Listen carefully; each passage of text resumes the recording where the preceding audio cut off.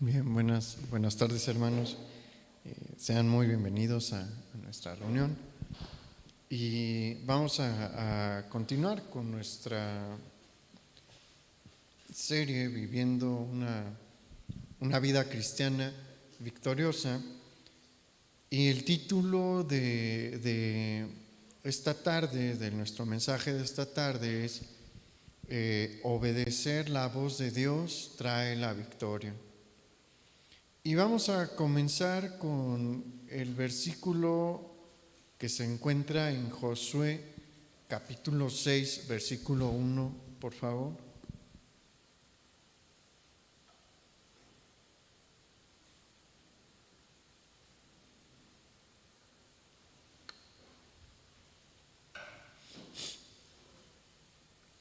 Josué 6:1 dice: Ahora Jericó estaba cerrada, bien cerrada, a causa de los hijos de Israel. Nadie entraba ni salía. Y este versículo nos permite ver la situación histórica y militar en la que se encuentra Israel en este momento.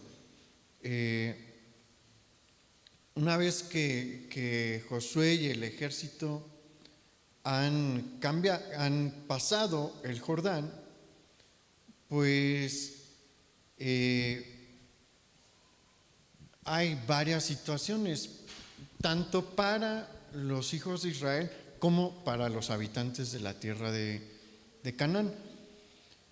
En cuanto a los hijos de Israel, ellos están viendo cómo Dios está cumpliendo su palabra, ¿no? Y les está abriendo el paso para tomar posesión de la tierra prometida. Pero este versículo que acabamos de leer nos deja ver también la reacción por parte de los habitantes de Canaán.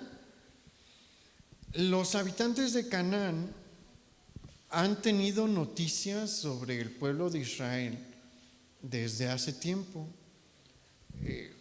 Probablemente al principio estas noticias les dieron curiosidad. ¿Por qué? Porque seguramente a la tierra de Canaán en algún punto llegó el rumor de la salida de un grupo de esclavos de Egipto. También es muy probable que les haya llegado el rumor de la conquista prácticamente sin oposición por parte de los hicsos en Egipto. ¿Por qué seguramente se enteraron de eso? Bueno, porque esa conquista permitió que varias ciudades de la región de Canaán prosperaran. ¿Por qué? Porque no sienten la presión de una invasión egipcia. Pero bueno, en ese momento las noticias y todo eran pues de curiosidad, si lo quieren ver así, como de chisme.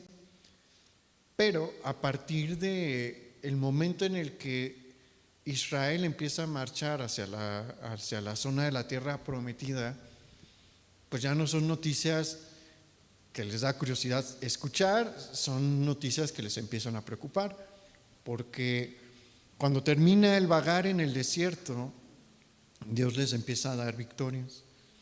Y el ejército de Israel logra conquistar el reino de Og, rey de Basán, y el reino de Sehón, rey de los amorreos.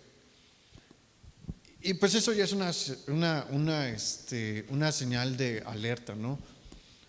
Estos territorios se encuentran en el este de lo que va a ser la tierra prometida, más bien en el este del Jordán, que va a ser parte de la tierra prometida, pero Israel, su campaña de conquista principal es en la zona oeste y norte del Jordán. Y las naciones que están al oeste también se enteran de que cruzan el río Jordán por un milagro realizado por parte de Dios, porque si recuerda, como platicamos la semana pasada, ellos cruzan el río Jordán en el peor tiempo que podías proponértelo, ¿no? En el tiempo en el que está desbordándose.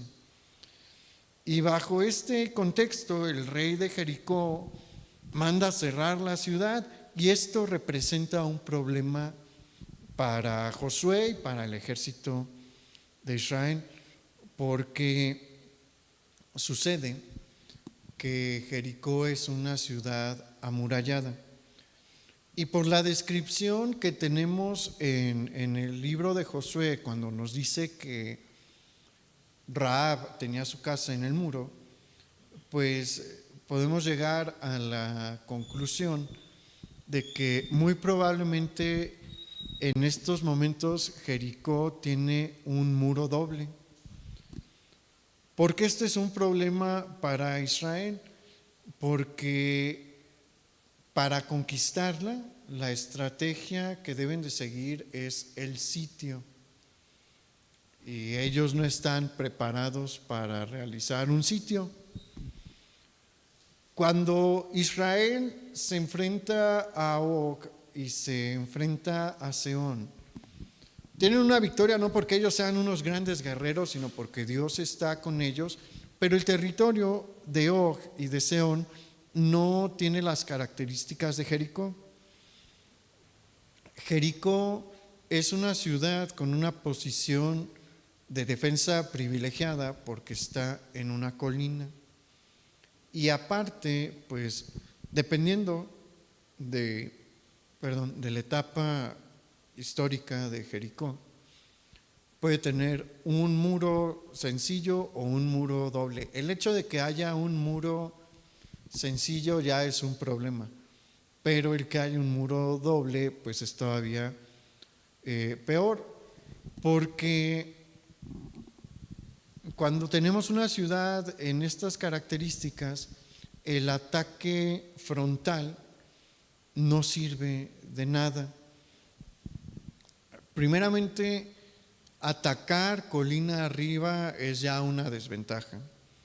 Desde los muros hay arqueros y hay hombres que tienen la capacidad de lanzar lanzas a varios metros de distancia. Entonces, lo que va a pasar si uno hace un ataque frontal es que va a tener bajas, va a tener pérdidas.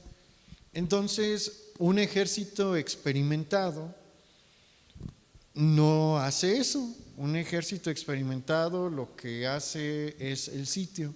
¿En qué consiste el sitio? Bueno, el ejército acampa alrededor de la ciudad, cierra sus comunicaciones para que no entre comida ni agua, salvo lo que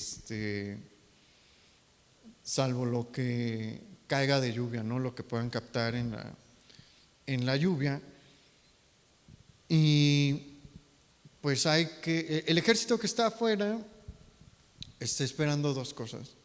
Una, que encuentren una manera de romper los muros, de atacar los muros y abrir una fisura con las menores pérdidas posibles. Sí llega a pasar, pero con el tiempo y con estrategias brillantes.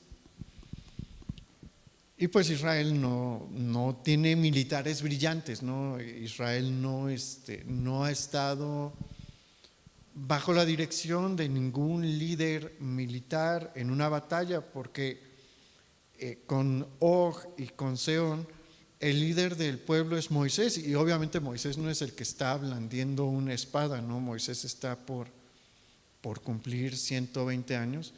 Su líder ahora es Josué. Él sí los ha acompañado en estas batallas, pero no es el líder de la nación. Y nunca se ha visto en la necesidad de elaborar una estrategia de estas características. La otra cosa que espera el ejército es que se les acaben las provisiones y estén por morirse de hambre y digan, ¿saben qué? Nos rendimos y abran las puertas, ¿no? Los sitios son operaciones militares complejas y son operaciones militares de resistencia porque son a largo plazo. Hubo sitios en la historia terribles, ¿no? Y larguísimos. Por ejemplo, el sitio sobre la ciudad de Tiro por Nabucodonosor, por el rey Nabucodonosor. Eso no está en la Biblia, pero sí está en la historia. El Nabucodonosor del tiempo de Daniel fue un rey real, ¿no? Es Nabucodonosor II. Una de sus grandes victorias militares fue la conquista de Tiro a través de un sitio que duró 13 años. 13 años estuvo el ejército acampando afuera de Tiro hasta que lograron romper el sitio y conquistar la ciudad. El problema con los sitios no es solo para el ejército, para la ciudad que está encerrada, ¿no? Sino para el ejército exterior también. ¿Por qué? Porque pues ellos también tienen que comer, también tienen que alimentarse, también tienen que beber agua. Entonces, por eso un sitio debe de estar bien planeado, bien calculado. ¿Usted cree que Josué ha hecho los cálculos? No. Todo Israel está incapacitado para hacer este tipo de operaciones militares. Y bueno, la cosa con Israel se vuelve un poquito más grave, un poquito más compleja, por lo que vemos en Josué capítulo 5, versículo 10. Acompáñame por favor a esta cita. Josué capítulo 5, versículo 10.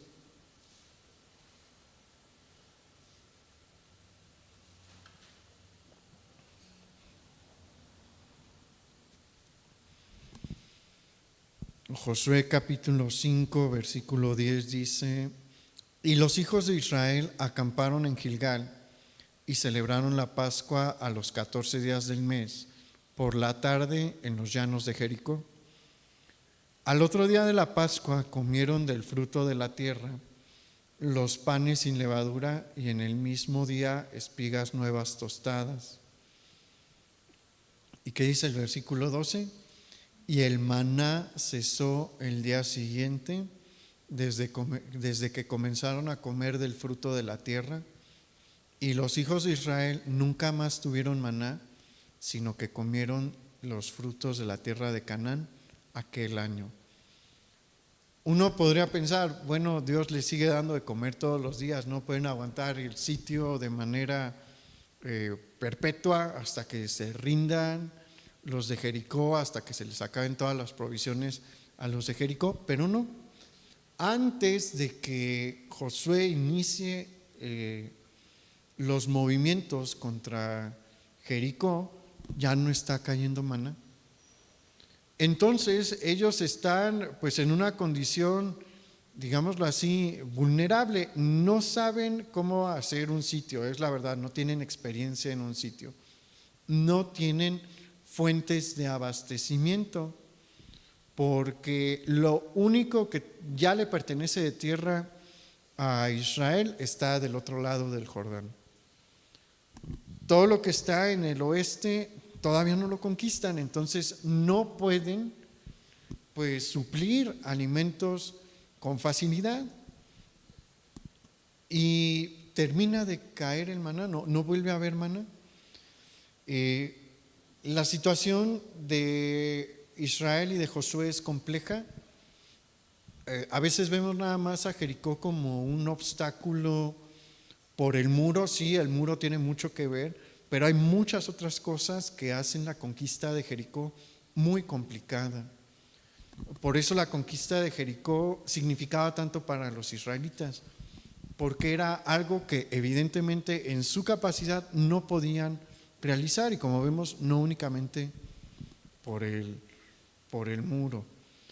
Y vamos a ver ahí en Josué capítulo 6 que Josué, antes de hacer cualquier movimiento, sale probablemente para intentar reconocer el terreno, pero se va a encontrar con algo que no espera. Acompáñenme por favor a Josué capítulo 6, versículo 13. Ahí donde estábamos, a una vuelta de página.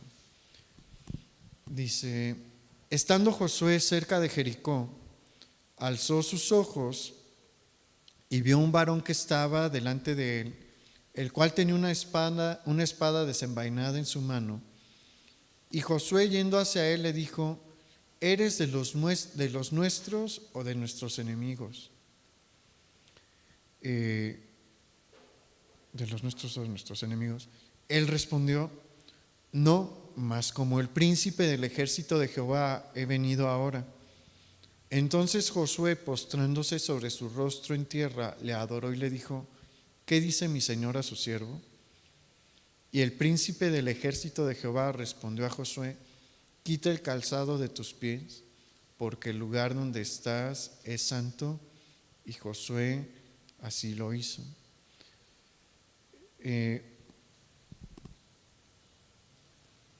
Probablemente está intentando hacer una incursión de exploración Josué y termina encontrándose con el Señor. El Señor va a presentarse con Josué para él darle las instrucciones que deben de seguir para tomar la ciudad. Y esto es importante. Dios le está hablando de muchas maneras a Josué. No solamente le está hablando en el sentido de la estrategia, le está mandando otro mensaje a él y a Israel, que les dice que esta batalla es suya. Él es el que está luchando, él es el que está llevando la batalla, y lo único que ellos tienen que hacer es obedecerle y seguirle. Y eso es algo que debemos de tener también bien presente en nuestras vidas, porque todos tenemos problemas a lo largo de la vida, ¿no? A veces más, a veces menos, a veces vienen por montones, a veces de vez en cuando, pero debemos de entender que nuestras batallas son las batallas de Dios. Él está peleando la batalla por nosotros y Él es el que nos va a sacar adelante. El diálogo que tiene Dios con Josué es muy interesante, porque Josué llega a preguntarle, en pocas palabras, si es un israelita o si es un enemigo, ¿no? Un espía enemigo, si está de su lado o si está en su contra. Y el Señor se presenta como el príncipe del ejército, y con lo anterior le está dando a entender nuevamente a Josué que Él es el rey de Israel, Él es el que está reclamando la tierra. Ellos son únicamente su instrumento para reclamar esta tierra para sí. Y las instrucciones que Dios le va a dar a Josué son probablemente muy distintas a lo que ellos están esperando, a lo que el ejército está esperando. Los muros de Jericó son muros impresionantes para cualquiera que los observe. Derribarlos es una empresa que requeriría de muchísima ingeniería, probablemente de herramientas que no existen todavía. No estoy seguro si ya existe la catapulta, por eso no me atrevo a decir.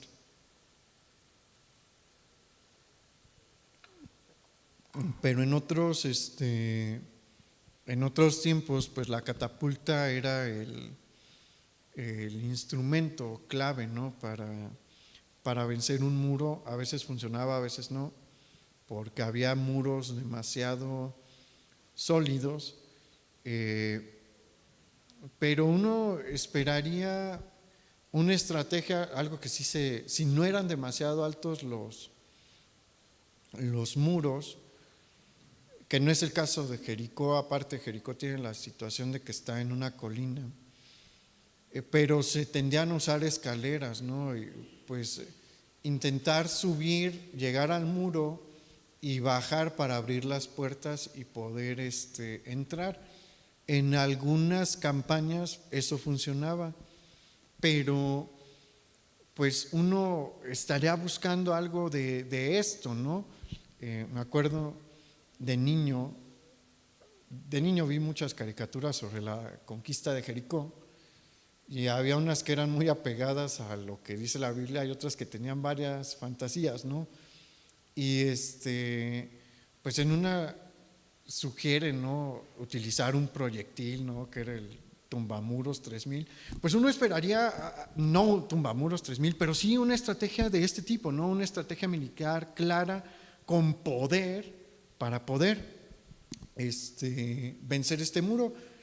Pero Dios no les va a dar esa estrategia. Acompáñame a ver qué les dijo el Señor que tenían que hacer. En Josué capítulo 6, versículo 2, la cita anterior era Josué 5, 13. Esta sí es Josué capítulo 6, versículo 2. Dice: mas Jehová dijo a Josué: mira, yo he entregado en tu mano a Jericó y a su rey con sus varones de guerra. Rodearéis pues la ciudad todos los hombres de guerra, yendo alrededor de la ciudad una vez, y esto haréis durante 6 días.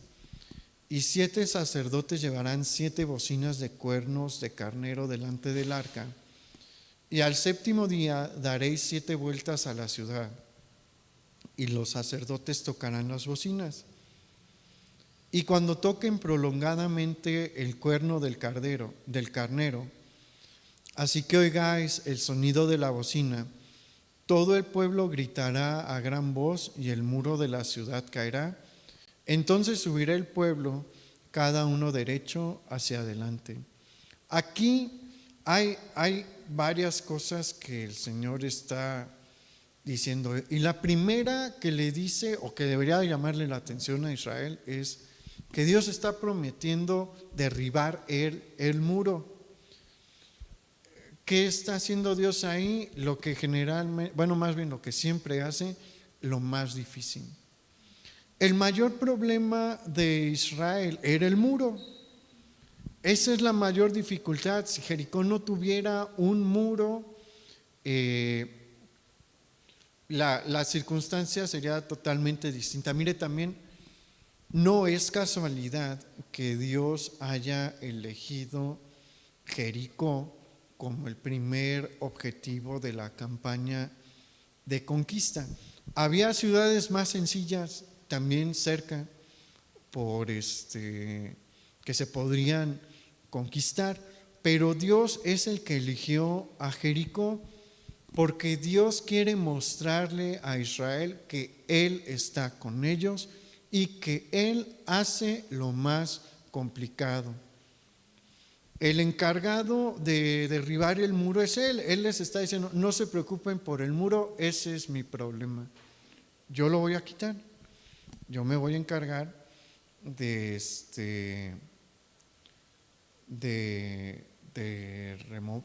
quitarlo de medio de ustedes, ¿no?, para que ya no sea un obstáculo. Y vemos que la estrategia es rodear la ciudad en silencio. Vea lo que dice el versículo 10, ahí mismo en Josué capítulo 6. Y Josué mandó al pueblo diciendo: vosotros no gritaréis, ni se oirá vuestra voz, ni saldrá palabra de vuestra boca, hasta el día que yo os diga: gritad, entonces gritaréis. Esto significa algo también. Los guerreros de Israel deben de guardar absoluto silencio durante cada vuelta que le den a la ciudad. lo único que se debe de escuchar son los cuernos de carnero que están tocando los sacerdotes. Esta instrucción puede parecer algo menor, pero no lo es. Cuando Dios dice que quiere que guarden silencio, es que quiere que guarden un silencio total. No está permitido hablar con el vecino que está a tu lado marchando. No está permitido chiflar, nada. Y esta vuelta, pues no es de 15 minutos, porque si fueran 15 minutos, uno dice, pues me puedo callar por 15 minutos, no pasa nada. No, es una vuelta larga, toma bastante tiempo darle una vuelta a la ciudad. Supongamos que 1 hora, ¿no? Que muy probablemente era más. Durante toda 1 hora no pueden decir palabra alguna. ¿Es sencillo? No. ¿Por qué? Pues porque somos personas, somos seres sociales, ¿no? Y nos gusta platicar, nos gusta hacer comentarios. Hay unos que son más platicones que otros, hay unos a los que no les gusta hablar, probablemente a ellos no les costó tanto trabajo esto, pero hay personas a las que les encanta platicar y no lo pueden hacer. ¿Qué está haciendo Dios aquí? Les está mostrando que se necesita disciplina para sus cosas. Y esa es una realidad, mire, es muy triste. Yo creo que una de las cosas más tristes que se puede decir sobre una persona es que es alguien indisciplinado. Una persona que no puede disciplinarse es una persona que no tiene dominio propio. Para la disciplina se necesita eso, dominio propio. ¿Y se acuerda que el dominio propio es parte del fruto de qué? Es parte del fruto del Espíritu. Los cristianos deberíamos de ser disciplinados. Y sabe que los pueblos en donde el cristianismo protestante surgió son pueblos increíblemente disciplinados. No siempre fueron así, pero póngase a pensar cuáles son de las primeras ideas que vienen a nuestra mente cuando escuchamos de los alemanes, que son ¿qué? Disciplinados. ¿Por qué? Porque, entre otras cosas, Lutero les enseñó que la disciplina es algo que le agrada a Dios. Y efectivamente los alemanes son súper disciplinados. Llegan a veces a muchos excesos, ¿no?, de la disciplina, pero es raro el que pueda decir ellos son indisciplinados, porque no lo son. Si ellos dicen voy a llegar a tal hora, llegan a tal hora. Si ellos dicen me voy a tal hora, a esa hora se van.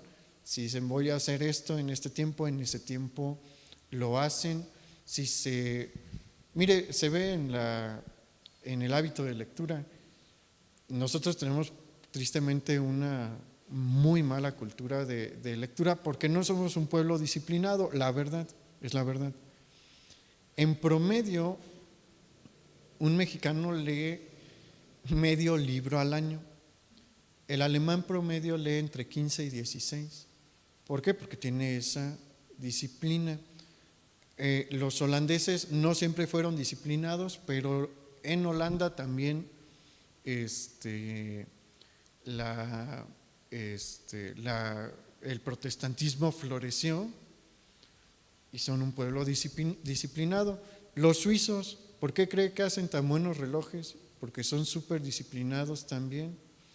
¿Por qué? Porque ahí también fue otro lugar donde el protestantismo floreció. Una gran corriente dos corrientes fuertes del protestantismo surgieron allí. Y por eso hay tanta disciplina. Y aquí lo que Dios le está pidiendo al ejército es que disciplina, no hablen, Van a guardar silencio durante todo el tiempo que le van a dar la vuelta a la ciudad. ¿Por qué el Señor pide disciplina de nosotros? Porque la disciplina implica también compromiso. Una persona disciplinada es una persona que se puede comprometer. ¿Por qué? Porque sabe que lo va a hacer, sabe que va a cumplir con su palabra. Una persona indisciplinada generalmente huye del compromiso. ¿Por qué? Porque todo compromiso implica disciplina. Y aquí Dios está checando eso, quiere ver el compromiso por parte de su cuerpo para guardar una disciplina. Dios siempre va a probar nuestro compromiso, siempre. A veces con situaciones, pues digámoslo, relativamente sencillas. No hablar durante una hora no es el gran sacrificio, ¿no? Pero a veces va a pedir cosas pues más grandes, ¿no? Como lo que le llegó a pedir a Abraham. Pero no crea que usted va a poder hacer lo que hizo Abraham si no puede hacer lo que hizo el ejército de Israel. Acuérdese lo que dijo el Señor en Lucas capítulo 6, versículo 10. El que es fiel en lo muy poco, también en lo más es fiel. Y el que en lo muy poco es injusto, también en lo más es injusto.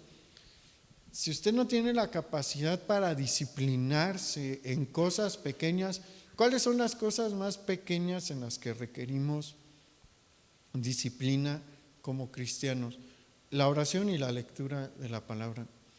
Si usted no es capaz de disciplinarse para dedicarle a Dios, a ver, si su meta es un capítulo de la Biblia al día, estamos hablando, dependiendo del libro que vaya a empezar a leer y de la longitud del capítulo, de 10 minutos. Probablemente no ocupe más que 10 minutos para leer un capítulo, que yo recomiendo honestamente que se lea más. Pero si no puede usted disciplinarse para leer todos los días un capítulo de la Biblia, es decir, invertirle 10 minutos de su día a la lectura de la Biblia, si no puede disciplinarse para dedicarle al Señor 15 minutos, yo recomiendo que sea mucho más, pero 15 minutos de su día a la oración, a platicar con Dios, no espere poder hacer lo que Dios le pidió a Abraham. Si no se puede comprometer con algo tan poquito, porque estamos hablando entre las dos cosas, de 25 minutos.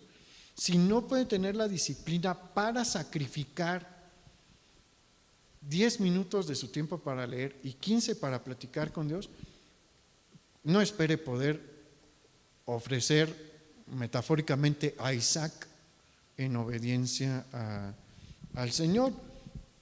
No tiene el compromiso para entregar 25 minutos de su día. Mucho menos va a tener el compromiso para entregar algo que de verdad le duele. Entonces, por eso esto es importante. La disciplina es importante. Hay otra indicación que Dios le da a Israel en los versículos que leímos, específicamente en el versículo 5. Ahí el Señor les dice: y el muro de la ciudad caerá, entonces subirá el pueblo, cada uno derecho hacia adelante. ¿Qué le está diciendo Dios a Israel ahí? Yo voy a derribar el muro. Ese trabajo me lo dejan a mí. Pero Dios no le dijo: yo voy a acabar con los habitantes de Jericó. Esa es su tarea. Eso sí lo pueden hacer. Así que una vez que ustedes vean el muro derribado, como lo van a ver, los quiero a todos marchando hacia adelante a enfrentar a su enemigo para vencerlos. Yo también les voy a ayudar, pero ustedes tienen que hacer algo, ustedes van a hacer algo también. Mire, Dios puede hacer todo Él. Él no tiene límites, a Él nada lo detiene, toda la existencia depende de Él, todo lo que existe depende de Él. Si Él hubiera querido, hubiera podido acabar con Jericó como acabó con Sodoma y Gomorra. A Sodoma y Gomorra las exterminó, y a las otras 3 ciudades de la llanura con azufre y fuego. ¿Dios tenía problemas para hacer eso? No, pero quiere que su pueblo, que sus hijos también participe, quiere vernos en acción. Dios no nos llamó a una vida cristiana de espectador. Lamentablemente, como que es la vida que más ambiciona el cristiano, una vida en la que nada más se tiene que sentar y recibir las bendiciones de Dios. Dios no quiere eso. Dios nos quiere trabajando. ¿Sabe que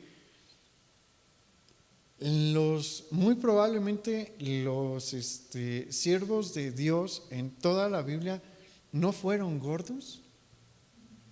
Es en serio. Yo solo puedo recordar, ahorita que me venga a la memoria, un siervo de Dios gordo, y no hay una buena, y no digo, hay gente que tiene problemas, ¿no? Pero ahorita va a ver mi punto. El único que puedo recordar que se menciona que estaba gordo era Elí. Y era por su edad y porque se relajó mucho. ¿Cómo cree que era la vida? ¿Cómo cree que era el físico de Moisés? No se lo imagine como alguien súper esbelto, no, pero Moisés estaba en actividad todos los días. ¿Cómo cree que era el físico de Josué? No estaba como Elí. ¿Por qué? Porque él estaba en actividad todos los días. ¿Cómo cree que era el de Elías? Elías tenía que caminar tuvo que caminar muchos kilómetros en varias ocasiones, ¿no? Cuando David estaba en su auge, ¿cómo cree que estaba? Pues bien físicamente. ¿Por qué? Porque estaba trabajando todos los días. ¿Cómo cree que era la situación con Samuel? Igual.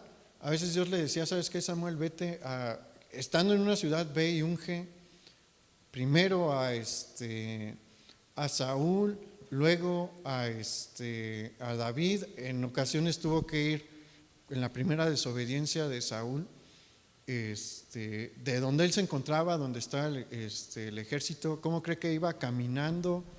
Cuando va a encontrar a Saúl en su segunda desobediencia es igual, Samuel va caminando a encontrárselo.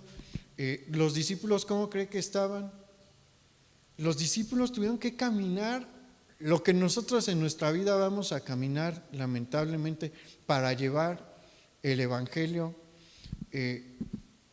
¿A qué es a lo que voy? Generalmente las personas que engordan son las personas que tienen las vidas más pasivas, o algún problema genético, ¿no? O que le entra mucho a las grasas y a los azúcares. Ninguna de esas cosas está bien. El Señor también quiere que cuidemos nuestra salud, pero le aseguro que si tiene una vida activa, su figura va a ser otra también. Lleve una vida de pasividad y va a ver lo que le va a pasar a su cuerpo, porque cuando uno tiene pasividad y mucho ocio, la comida se convierte en una tentación que no podemos resistir. ¿Ha visto cómo están los niños ahorita?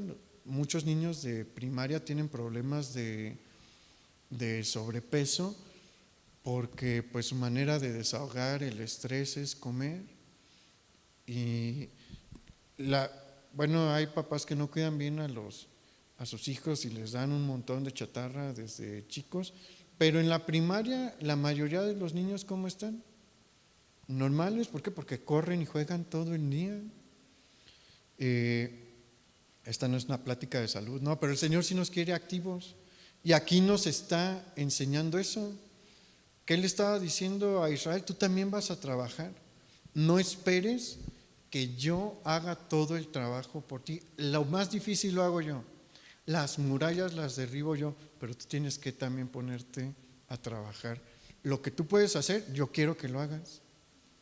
Y eso entiéndalo de parte de Dios. Dios no va a hacer por usted lo que a usted le toca hacer. Él no lo va a hacer. Él va a hacer lo más difícil, lo que nos toca hacer, quiere que nosotros lo hagamos. Y hay algo más, y esto es muy importante y simbólico que lo veamos, de una instrucción más que le da el Señor a Israel en cuanto a la conquista de Jericó. Vamos al versículo 17, por favor.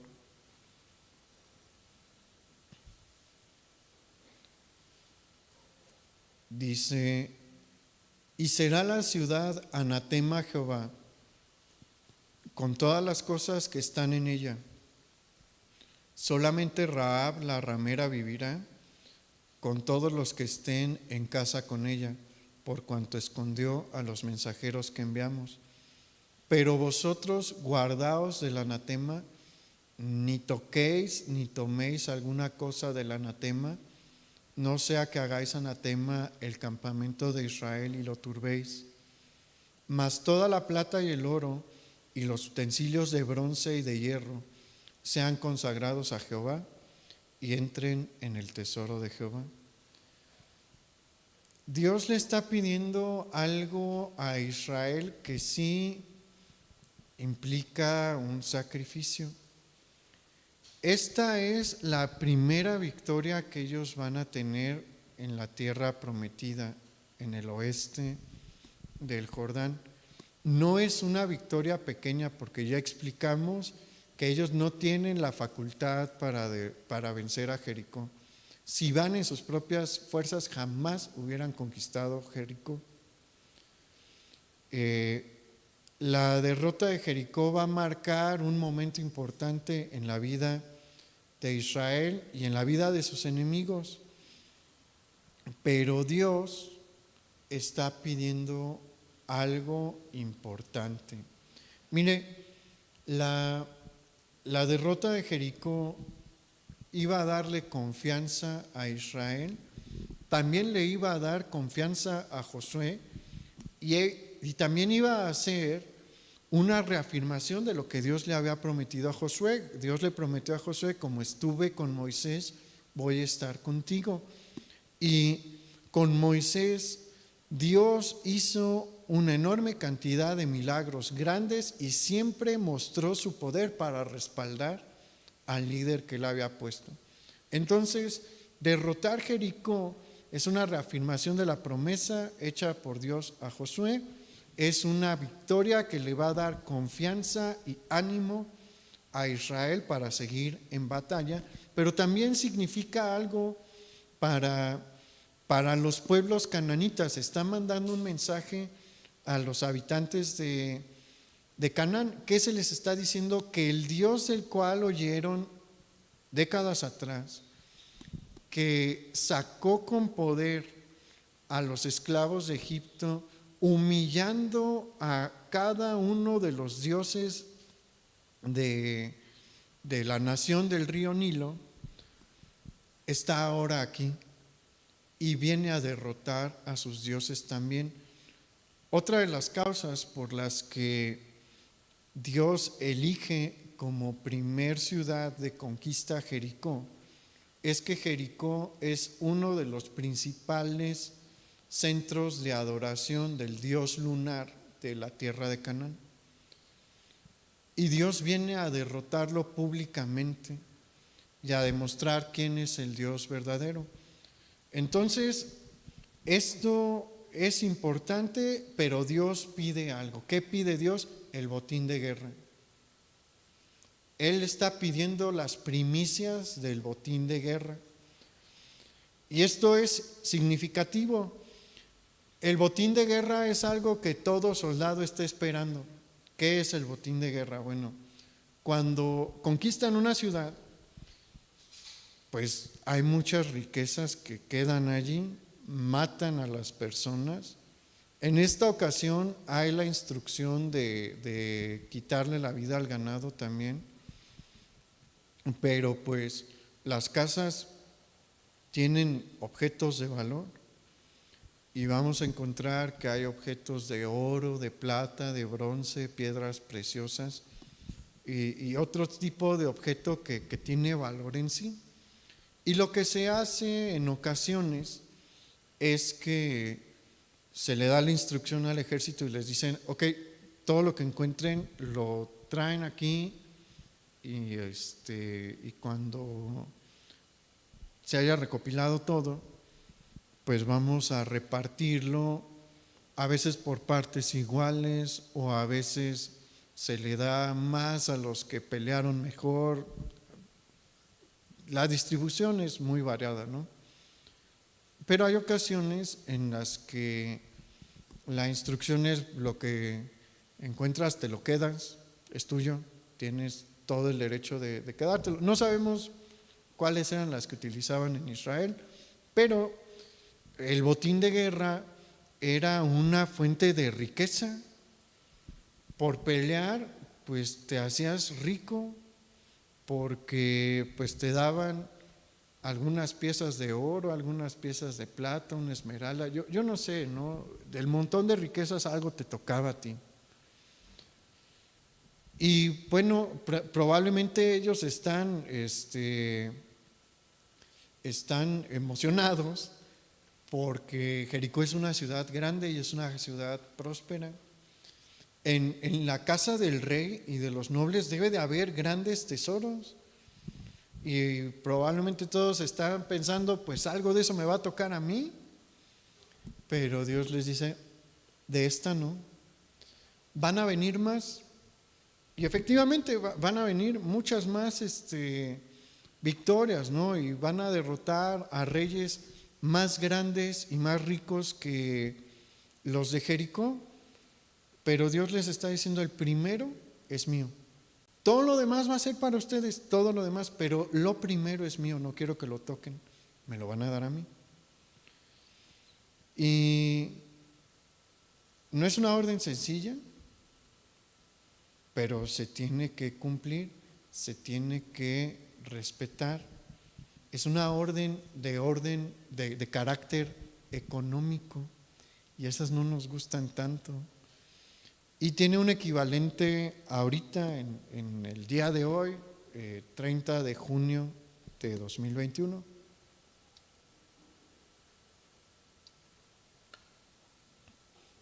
El equivalente es el diezmo. Mire, es impresionante, a mí honestamente me impresiona la cantidad de cristianos que se han levantado en contra del diezmo, que predican en contra del diezmo y que es un fraude y demás. A mí me gusta mucho la historia, ¿no? Y me desespera un poquito a mí oír ese tipo de temas porque nadie aquí en México ha vivido opresión por el diezmo. En un tiempo sí, pero nadie tiene la edad para decir yo viví en una época en la que el catolicismo oprimía por el diezmo. A partir de las leyes de reforma publicadas por Juárez, a partir de 1860, se le prohíbe a la Iglesia Católica utilizar la fuerza pública para cobrar los diezmos. Antes sí lo hacía. Y en la Edad Media era horrible. A los de la Edad Media yo lo entiendo porque ahí pues había un maridaje entre la iglesia y el Estado.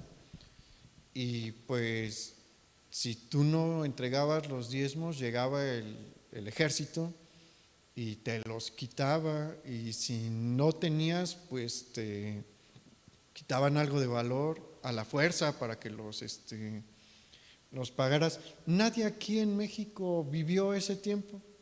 Nadie aquí tiene 160 años o por ahí. Aquí siempre ha sido la entrega de los diezmos voluntaria. ¿Y sabe que en Israel era igual? En Israel no tenían fuerza pública para cobrar los diezmos. De hecho, el templo en muchas ocasiones estuvo en condiciones bien precarias porque los israelitas decían, no lo voy a entregar. Y la ley con ellos era increíblemente clara en que tenían que entregar los diezmos, pero decían no. Y las puertas tenían portillos, al igual que los muros del templo de Jerusalén, ¿no? Había partes que estaban derrumbándose o que se habían derrumbado. ¿Por qué? Porque Dios quiere que hagamos esto de manera voluntaria. Y mire, no es popular hablar del diezmo porque mucha gente se siente bien incómoda y prefieren oír a aquellos que les dicen que el diezmo es de la ley y que ya no lo tenemos que dar. A quienes dicen eso, el Señor Jesús en una ocasión a los fariseos les dijo, ustedes diezmáis el comino y la menta, pero si olvidáis de la misericordia y demás, ¿no? El Señor les dice, las dos cosas son necesarias, tienen que hacer una y otra. El Señor Jesús nunca le dijo, no diezmen. Les dijo, tengan misericordia, pero también deben de entregar los diezmos. Y el apóstol Pablo menciona que debemos de dar con mayor abundancia, de acuerdo a cómo hemos sido prosperados. Pero esa expresión que utiliza Pablo en ese pasaje significa que debemos de ser más magníficos, por decirlo así, con Dios, que como era en el Antiguo Testamento. Pero el apóstol Pablo dice, con un corazón alegre, Dios ama al dador alegre. ¿Qué significa eso? Si no va a dar con alegría, no lo dé. Dios no lo acepta, no lo ve con buenos ojos. No se sienta. Sí, el Señor sí menciona que se debe de sostener la iglesia a través de las ofrendas, pero si no las quiere dar, no las dé. Ese es su problema con Dios. Eso es algo entre usted y Dios. Si no quiere dar el diezmo, nosotros no vamos a llamar a la policía porque ni siquiera es legal, pero no vamos a hacer nada para que usted lo entregue, ¿no? Ni estamos llevando una contabilidad para ver quién sí, quién no. No. Eso es entre usted y Dios. Pero si usted quiere llevar una vida de victoria, y no me estoy refiriendo a que Dios lo va a prosperar, no es seguro que porque usted entregue el diezmo Dios lo vaya a prosperar. Algo sí es seguro, no le va a faltar nada. Eso sí es seguro. Dios se va a encargar de proveerle para que no pase hambre, para que no pase frío, para que tenga donde dormir. Eso sí, esa sí es una promesa de Dios. Dios no le promete que lo va a hacer rico por entregar diezmos y por ofrendar mucho. Sí promete bendecirle si ve en usted un corazón feliz a la hora de dar. Si está exprimiendo a Juárez, bueno, es el de 20, ¿no? Al momento de entregar su ofrenda, a Dios no le agrada eso. Dios se fija muchísimo en nuestro corazón, en cómo está nuestro corazón al momento en el que le estamos entregando algo de nuestro dinero. Hágalo con alegría, Dios le va a bendecir.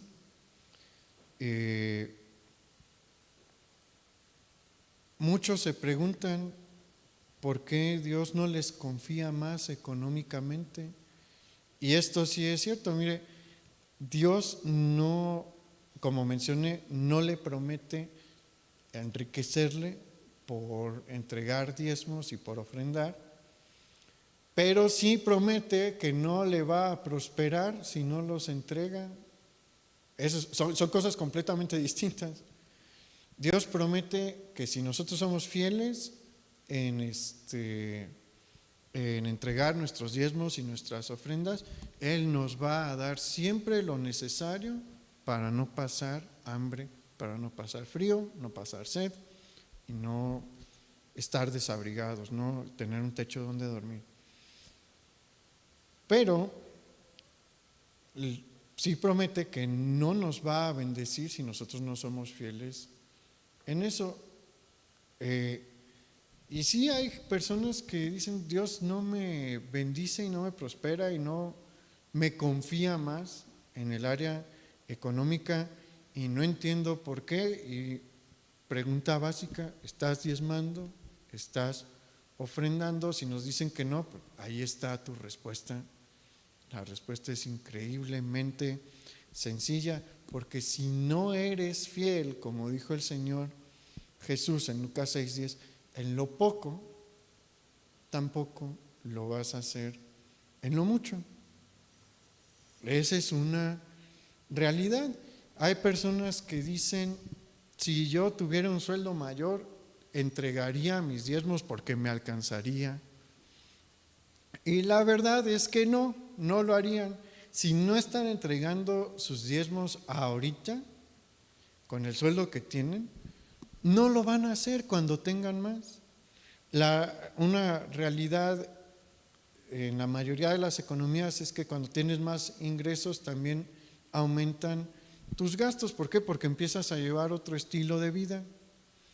Se compran un carro nuevo, entonces es un crédito extra que hay que pagar, o sacan un crédito para una casa que es un crédito mayor que hay que pagar, o empiezan a comprar ropa de otra marca de mayor calidad y es más cara, o sea, el gasto se vuelve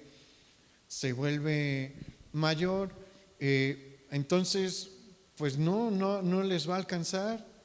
Si no pueden tomar en cuenta lo que le corresponde al Señor ahorita dentro de sus gastos, en el cálculo de sus gastos, calcule sus gastos, eso es una muy buena idea. Pero si cuando no tienen, no pueden calcular sus gastos y separar lo que le corresponde a Dios, cuando tengan tampoco lo van a hacer. Si no son fieles en lo poco, tampoco lo van a hacer en lo mucho. Y mire, hay otras causas.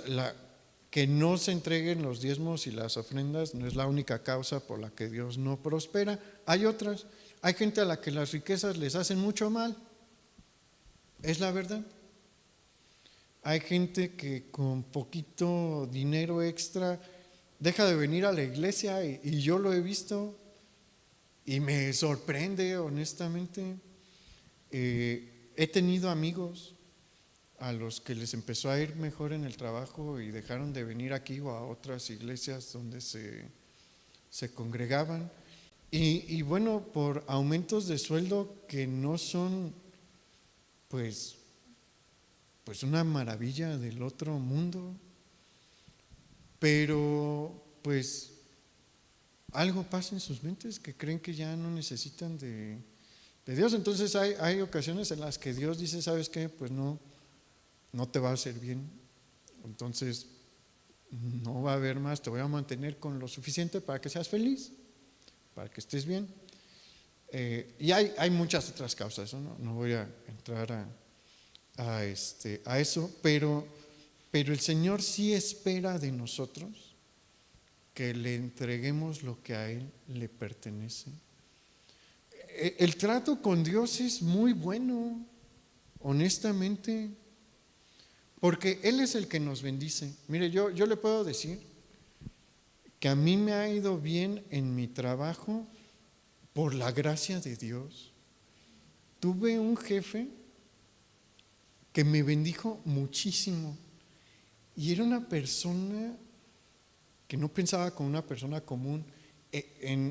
No era un genio, no lo tome así. Era muy especial. Te podía despedir por cualquier cosa, una cosa insignificante que no le gustara de ti y ya no estabas trabajando en su empresa.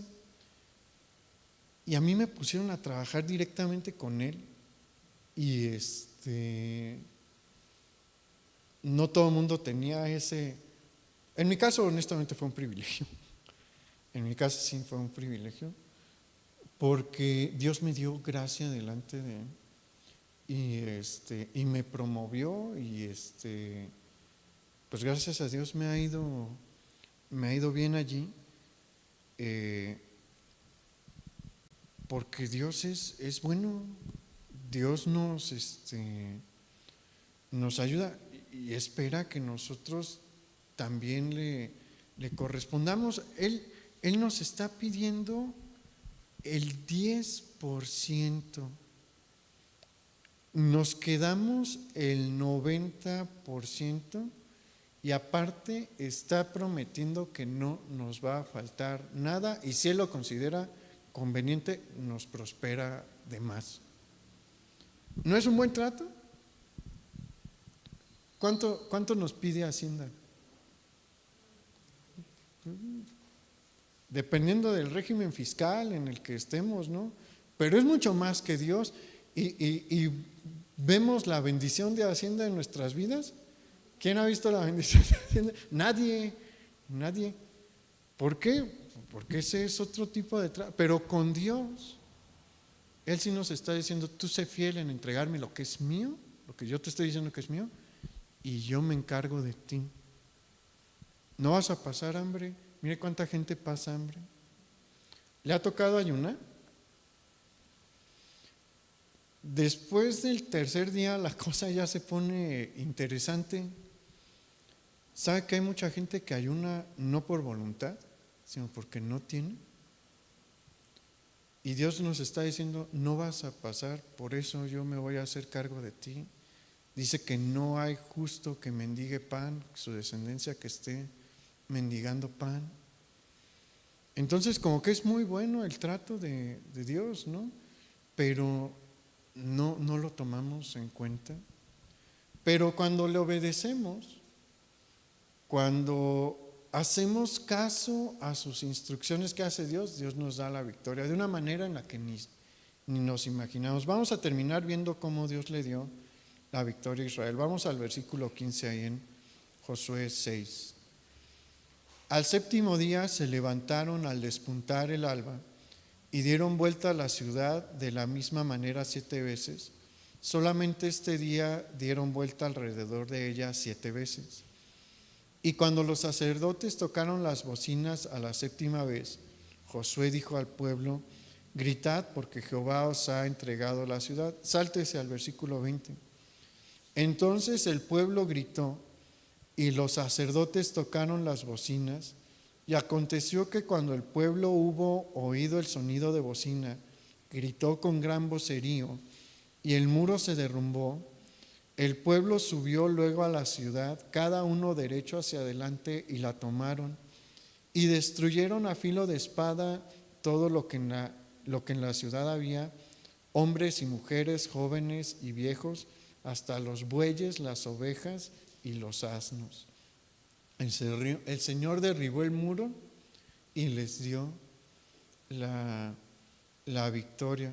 Si queremos eso en nuestras vidas, ¿qué tenemos que hacer? Someternos a las instrucciones dadas por Dios, aunque no las entendamos. A veces no entendemos el porqué del diezmo, a veces no entendemos por qué Dios nos manda a hacer algo en particular. No se rompa la cabeza, obedezca y va a ver los resultados. Aquí vemos los resultados. Lo que Dios dijo y prometió se cumplió. ¿Quiere ver las promesas de Dios cumplirse en su vida? Obedezca las instrucciones que Él le dio. Vamos a orar. Señor, muchas gracias por lo que tú nos enseñas hoy, por lo que tú nos hablas hoy. Porque tú quieres que llevemos una vida especial. Tú estás buscando bendecirnos también. En tu corazón está la bendición. Tú dijiste que tus pensamientos son de bien para nosotros. Pero hay condiciones que tú has puesto y que esperas que cumplamos. Hay instrucciones que tú nos das y que esperas que cumplamos al pie de la letra. Y nosotros queremos hacerlo, Señor. No es fácil. Pero también nos dijiste que tu Espíritu Santo, la tercera persona de la Trinidad, está aquí para ayudarnos. Entonces tenemos todo. Lo único que ocupamos es querer. Es verdaderamente querer y someternos a lo que tú nos estás diciendo y pidiendo. Y hoy nos ponemos delante de ti, Señor. Ayúdanos con tu Espíritu Santo porque queremos. Sí queremos ver esas victorias. Sí queremos llevar una vida que sale adelante, que tiene problemas, sí, porque Jericó, como nos enseñaste, era un problema, pero tú lo sacaste adelante, así como nos puedes sacar adelante a todos nosotros. Sí reconocemos que tú eres nuestro Señor y obedecemos lo que tú nos dices. Te pedimos tu ayuda, Padre, y te damos las gracias en el nombre de nuestro Señor Jesús. Amén.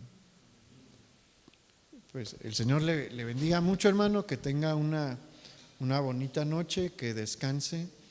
Y recuerde, hay oración a las 11 de la mañana el viernes.